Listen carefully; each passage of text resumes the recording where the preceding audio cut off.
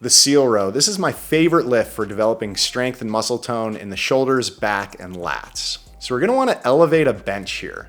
The bench needs to be high enough where our dumbbells won't hit the ground when we lie down on it with straight arms. To elevate that bench, we can use weight plates, we can use other benches, we can use aerobic step platforms, anything that's sturdy and is gonna give you a good foundation here. Once we have our setup in place, we're gonna lay face down with our knees just off the back of the bench.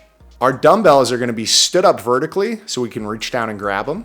Now we wanna have a loose grip on our dumbbell. Think of your hands like hooks, not like vice grips. These dumbbells are gonna stay parallel to the ground throughout the whole exercise.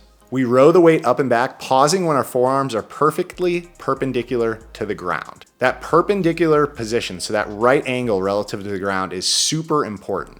If you need to film yourself or use a mirror to get it right, please do so. You can see we also pull ourselves away from the bench a little bit as we row up. We're pulling away just enough to create some space between our face and our bench, but not so much that we put pressure or uncomfortable tension in our low back.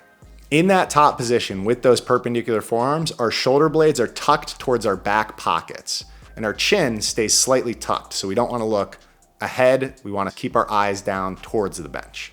We're gonna hold our first 4 reps of our seal row for 4 seconds. So a 4-second pause at the top, the first 4 reps.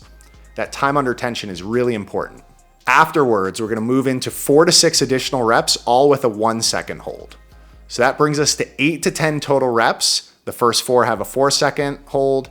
The remainder have a 1-second hold. If you do not have the proper setup for this, you can also do a chest-supported incline row. For this, we need an incline bench. We're gonna set it up to about 45 degrees, and we're gonna use the exact same form, the exact same protocol. You just now have to consider the fact that since our bench is not parallel to the ground, that our forearms are not necessarily gonna be perpendicular to the ground, but they are gonna be perpendicular to the angle of the bench, okay?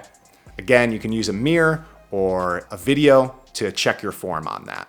This is our seal row or our chest supported row. We're gonna perform 8 to 10 reps.